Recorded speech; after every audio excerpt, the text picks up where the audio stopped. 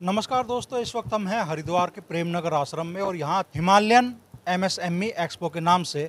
और इस एक्सपो के ऑर्गेनाइजर भारत बालियान जी हमारे साथ में मौजूद है। और इस एक्सपो में कई ऐसी चीज़ें प्रदर्शित की गई है जो वाकई अचंभित करने वाली है। हमारे पीछे आप ये देख रहे होंगे तो ये त्रिपुरा से आया हुआ पेठा है और बिना केमिकल का पेठा है। दावा है कि ये पेठा 6 महीने तक सही इसी अवस्था में रह सकता है।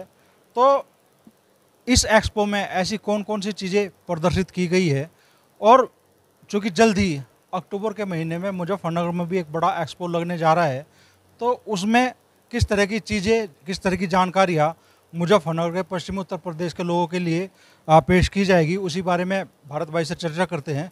तो भारत भाई, प्रदर्शनी घूमे आपकी, बड़ा शानदार चीज़ें आप लेकर आए यहाँ पे।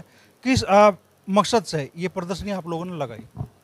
मकसद अमरीश भाई बिल्कुल क्लियर है कि आयुर्वेद ऑर्गेनिक को आम जीवन में कैसे हम इस्तेमाल कर सके ताकि हमारा स्वास्थ्य ठीक रह सके। आजकल हम पेस्टिसाइड फर्टिलाइज़र इतना यूज कर रहे हैं कि दिन पे दिन मैं ये मानता हूँ कि हर तीसरा आदमी बीमार है।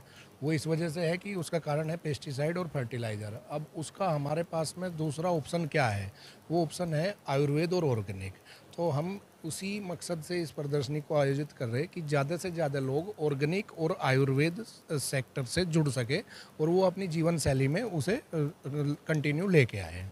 और आने वाले टाइम में जो जैसे आपने बात करी कि मुजफ्फरनगर में एक्सपो होने वाला है, उसका भी मकसद यही रहेगा। चूँकि मुजफ्फरनगर और ये पश्चिमी यूपी जो बेल्ट है, ये गन्ने की बेल्ट है, तो उसका मकसद ये है कि उसमें किसानों के लिए नई तकनीक कैसे हम प्रदर्शित कर सके, जैसे इम्प्लीमेंट, इक्विपमेंट, ये सब उपकरण वहाँ पे हम प्रदर्शित करेंगे। और जो नए नए खेती में रोज़ नए नए, आज तो मुझे अच्छा लगता है कि नई नई चीज़ें खेती में अनुसंधान हो रहे हैं, हमारे साइंटिस्ट लगे रहते हैं कि नई चीज़ें कैसे आए, तो वो सब हम प्रदर्शित करेंगे जिससे किसान भाई जुड़ सके और वो अपनी खेती में उसको यूज कर सकें।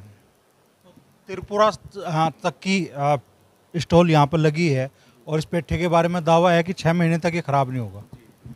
ये बिल्कुल इनका त्रिपुरा गवर्नमेंट का हॉर्टिकल्चर डिपार्टमेंट का स्टॉल है, तो उनका दावा है कि ये 6 महीने तक ख़राब नहीं होता।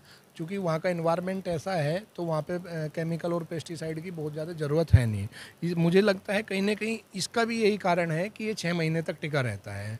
तो आप समझ सकते हो कि अगर हमारे सामने कोई ऐसी फल या फ्रूट या सब्जी जो 6 महीने तक केमिकल और फर्टिलाइज़र अगर हम यूज ना करें तो सही रह सकती है।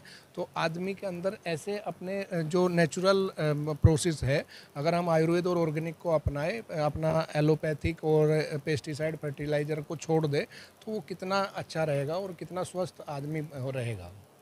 इस एक्सपो में हमें देखने के लिए मिले नारियल के रेशे से बनी चटाई तो नहीं कह सकते, मैट हमें देखने के लिए मिली। इस प्रदर्शनी में हमें देखने के लिए मिली बकरी के दूध से बनी साबुन, जो कि सोराइसिस या ख़ास तौर पे ऐसे लोग जो फेस वॉश का इस्तेमाल कर रहे हैं, उसकी जगह अगर इस साबुन का इस्तेमाल किया जाए तो जो निर्माता है उनका दावा है कि उसके रिजल्ट कई गुना बेहतर होंगे।